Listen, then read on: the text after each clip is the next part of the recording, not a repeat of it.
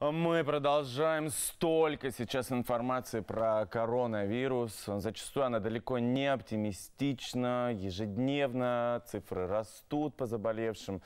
И все это на фоне тоскливой, это какой-то осенней погоды. Погода вот эта серая, да, все это печально, удручающе. В общем, с нашим настроением и охватившей многим паникой что-то нужно делать. Подумали мы с Лилькой, пригласили волшебника. Да, понедельник начать с супер классной полезной информации, которая 100% будет вам максимально нужна и важна.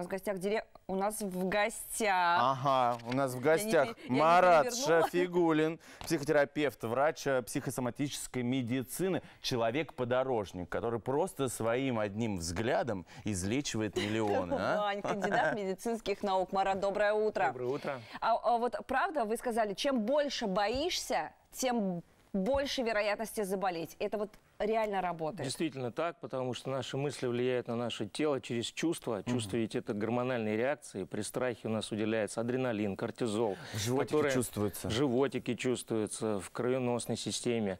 И, естественно, влияет на иммунитет через вот эти все сложные механизмы формирования наших чувств. Так. Сейчас, минутку. Это важное заявление, объявление. Маргарита Тэтчер. Слушай внимательно, это моя мама. Вот она любительница, знаете, навыдумывать себе болезней. Потом ходит, это все дело, значит, переживает. Идем к врачу, проверяемся, все нормально, все успокоилось. То есть, когда ты переживаешь излишне, да, у тебя, ты боишься, естественно, этого, у тебя выделяется вот этот самый адреналин, кортизол и т.д., и вероятность подхватить болезнь намного больше. Намного выше, да, потому что эмоциональное состояние напрямую влияет на наш иммунитет. Даже ведь если брать туберкулез, то в тюрьме, когда сидят в закрытом помещении, заболевают же не все, а есть люди, которые противостоят, да, этому заражению. Поэтому и любые вирусные заболевания тоже влияют на нас через наши вот эти эмоции, через иммунитет.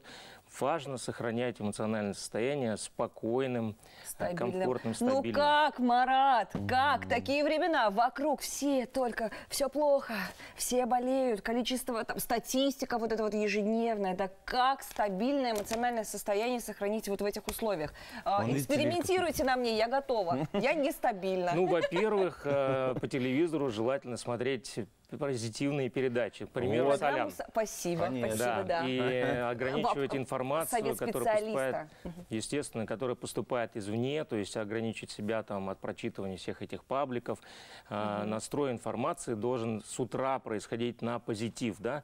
И мы можем также с утра формировать вот хорошее эмоциональное состояние за счет самогипноза, аффирмации, самовнушений. Что это за самогипноз? Утром просыпаетесь, когда зубы чистите, в зеркало смотрите и говорите: я счастливый, здоровый, красивый, умный, достойный человек. Ну, то есть это не присказки, Нет, это работает. Это прям работает. Да, но надо это делать на регулярной основе, в течение 2 месяцев, ежедневно, в течение дня, несколько раз повторять себе эти установки.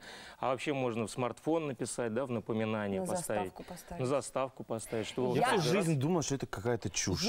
А я в это верю на все 100%. Аффирмации работают однозначно, но скептиков, таких как Ваня, их огромное количество. Ой, не, меня легко переубедить. Нет, все, 2 месяца, смотрят эксперимент пошел. Вот, я не знаю, Нинеечка в Бурзянском районе. Эй, Нерсес Сулейлер Валар, да, условно. Что это вообще за аффирмации, как это работает? Каждый день я буду говорить себе: я красивая, счастливая, здоровая. И что? Скажут они. Как да, и рано или поздно эти мысли пройдут в подсознание, а подсознанию все равно, происходит это в реальности или же виртуальной реальности. Наше подсознание создает нашу жизнь, да, наше здоровье. И если в нашем подсознании есть правильная программа, которая говорит о том, что мы здоровы, и тогда мы будем здоровы. Мы это говорим для подсознания своего, получается, да, вот это вот мы выстраиваем программу. Главное верить в то, что ты говоришь. Конечно. А есть какая-то такая статистика, вот какой-то такой топ болезней, который 100% происходит из-за каких-то надумываний? Ну, я не знаю, например, там головная боль, боль в животе и там, ну, еще что-нибудь. Ну, к психосоматическим, классическим заболеваниям сейчас отнесены 7 заболеваний. Это бронхиальная астма, сахарный диабет, аллергические реакции, ревматоидный артрит, язвенная болезнь желудка, атопический дерматит и еще какое-то заболевание, по-моему... Вы бронхиальную астму назвали первой, я астматик. психосоматические болезни? То есть это болезни, которые пришли к нам? Через наши мысли. Каждая мысль программирует каждое чувство, то есть у каждого чувства есть определенные гормоны, которые влияют на наше тело. Если человек обижается, соответственно, воспалительное заболевание. Так, А подождите, обиды тоже давайте. работают? Ой, я люблю так обижаться. Сейчас, подождите, извините, столько информации поступает. Если человек обижается периодически, ну или изредка, это может привести к болезням. Каким-то болезням, к ЖКТ, репродуктивная система органов женщин страдает, кожа может. То есть психологически окрашенное чувство, у каждого чувства есть же психологическая причина, например, мама там обидела, да, или папа обидел. Это разные заболевания, представляете? То есть, несмотря на то, что обида вроде бы одинаковая, но вот наполнение этой обиды влияет на выбор органа мишени в нашем теле. Офигеть. Да, вот так работает наш организм. Это просто шок-контент. Хорошо, что меня... ладно, я обиделась там. Или я если ты обидела, да?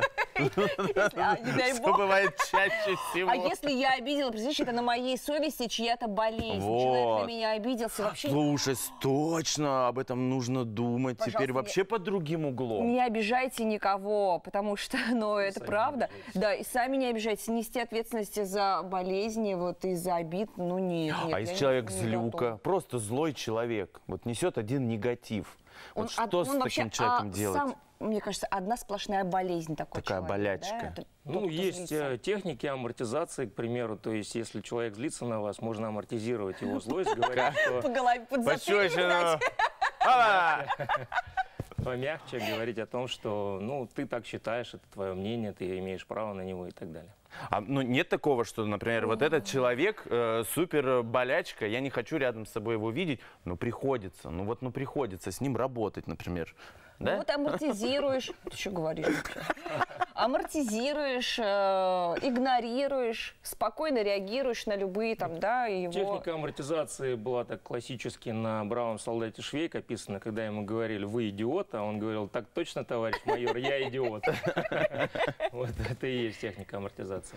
Ну, аффирмации работают в любом случае. Лучшая таблетка, которую мы сейчас можем дать нашим зрителям от всех болезней, не панацея, конечно, но тем не менее, это то, что улучшит как минимум наше самочувствие, а это залог многого. Аффирмации. Это еще работает, когда утром просыпается человек и находится еще в просоночном состоянии. Это называется альфа-ритм, да, режим работы мозга, в котором аффирмации становятся более эффективны. Поэтому, когда вы еще просыпаетесь, еще не встали с кровати, вот как раз тогда и более Как раз эффективны сейчас. Прямо сейчас, да, те, кто просыпаются, прямо сейчас эти аффирмации будут работать более эффективно. Вот прям Давайте мы все нужное вместе. время Давайте выбрали, а? еще раз все вместе, Марат, давайте какую-нибудь аффирмацию для наших зрителей. А вы, пожалуйста, повторяйте. Я красивый, умный и здоровый человек. Ну, я про себя, да, я красивая, умная, здоровая. Человек. Я счастливчик, и мне во всем везет. Я счастливая, и мне во всем везет. А ты про себя повторяешь? Естественно, я говорю, я счастливая, мне во всем везет. Вань. Главное не перепутать. И этого достаточно, даже этих фраз.